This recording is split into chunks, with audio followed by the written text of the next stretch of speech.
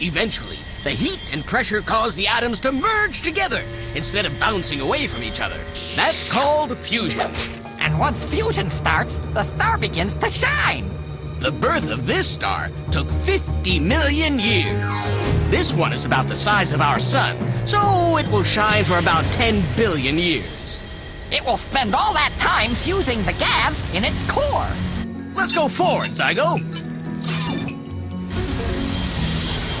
Just before it runs out of fuel, a star expands to become what we call a red giant. Then, when it's completely out of fuel, it collapses. Gravity once again pulls the gases of the star closer together. Eventually, it becomes a white dwarf. If it continues to collapse, it will form a black hole, whose gravity is so strong that even light is trapped. Now, if a star is massive enough, instead of collapsing, it can explode. This one has used up its fuel and has become a red giant. Red giant? It's a super red giant. What? That's right. And it's burned up its fuel about 4 million years sooner than a smaller star would. And when it collapses, the gravitational pressure is so great that it causes a split-second fusion reaction, which releases a tremendous amount of energy. Explosion that scientists call a supernova. That was close. I'll say, let's get going. Hold on tight. Wow! That was so cool! Even better than Star Wars!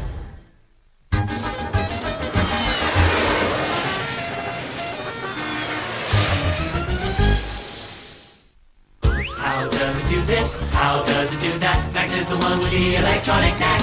Machines are his thing, so don't go berserk. Max on the job. You'll find out how they work.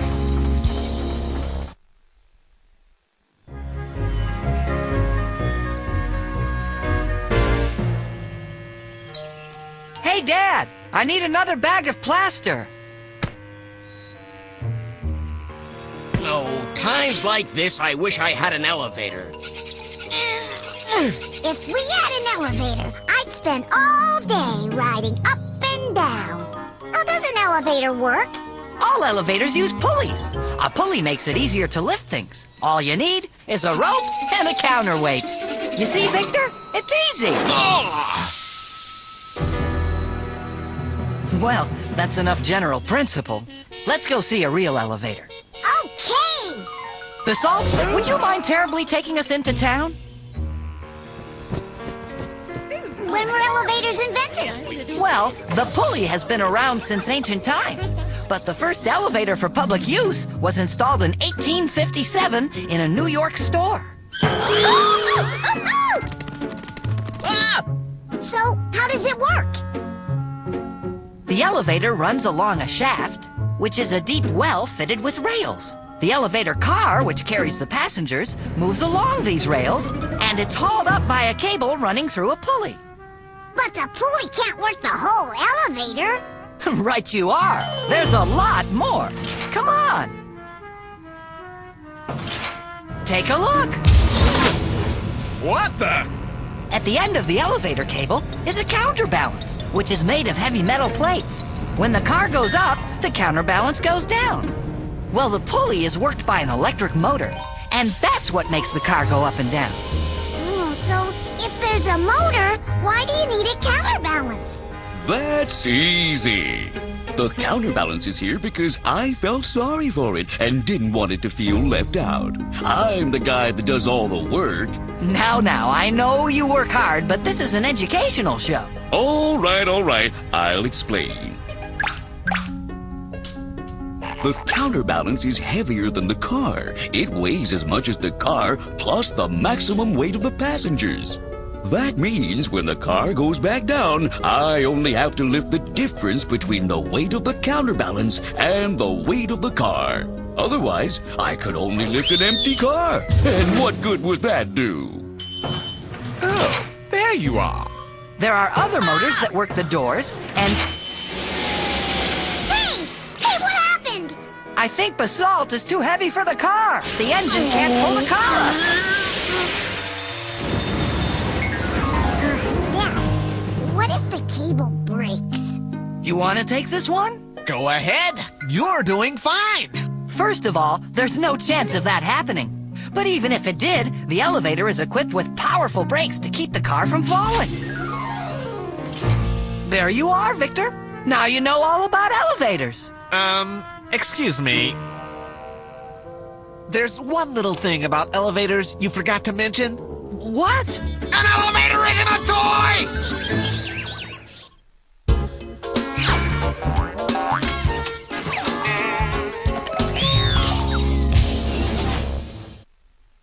You have seen nothing like this. With these two guys you can't miss. You wonder what's inside you. These are just the guys to guide you. Come on, let's go. Let's go, let's go. These guys are in the know. Micro and Scopo.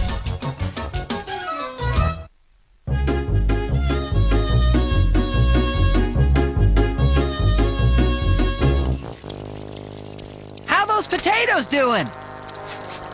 Coming right up. I got it. Wow! Oh, yummy.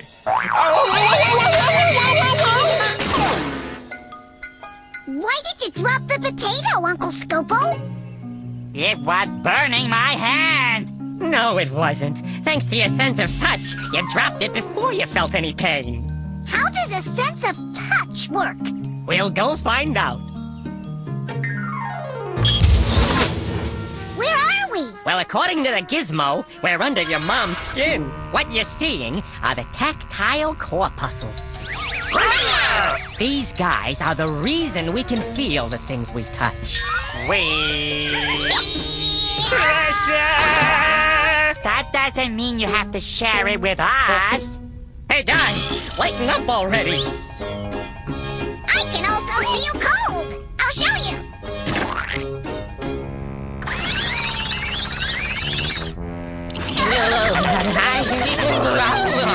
That's cold, all right. I can feel heat. And I can feel pain. I'll demonstrate. No! I mean, that won't be necessary. Thanks for your time. Those guys got a lot of nerve. Yes. Let's keep an eye on them from here. What are they doing? When they feel sensation, they change it into electrical signals, which then travel to the brain. Ah! There goes one now! We'll follow!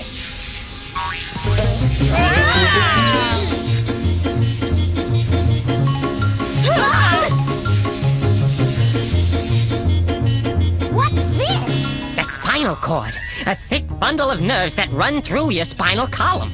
I thought the signals go to the brain. They do. They're transmitted along the spinal cord. Oh! When the brain receives the signal, it analyzes it and identifies the object that we've touched. Then the brain tells the muscles what to do. But sometimes the spinal cord sends the signal directly to the muscles. Like when I caught that hot potato. Right. Scopo's tactile corpuscles sent the signal to the spinal cord, which then sent it to the muscles in his arms. So he dropped the potato before the brain received the signal about how hot it was. That kind of response is called a reflex, and it helps to protect the body from harm. Oh!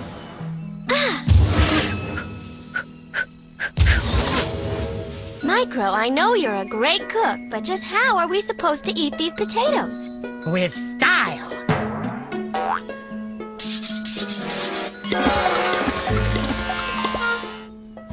See?